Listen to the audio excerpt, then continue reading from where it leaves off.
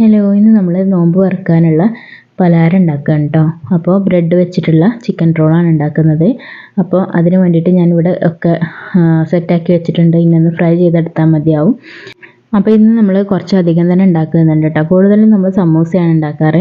അപ്പോൾ ഇന്ന് നമ്മൾ ചിക്കൻ റോൾ ആക്കുകയാണ്. അപ്പോൾ ചിക്കൻ റോൾ കുറച്ചധികം എടുത്തിട്ടുണ്ട്. നമ്മളിന്ന് കഫീലിൻ്റെ വീട്ടിലേക്ക് പോവുകയാണ്.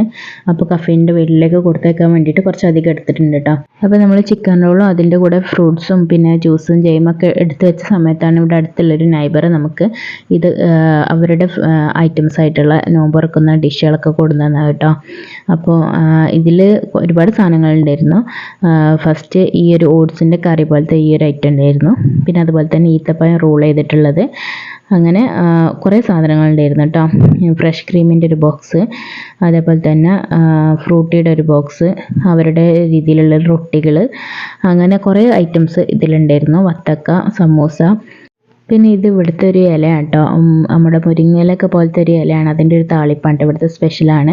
അപ്പോൾ ഇതാണ് നമ്മുടെ സൗദി നോമ്പ് തുറ.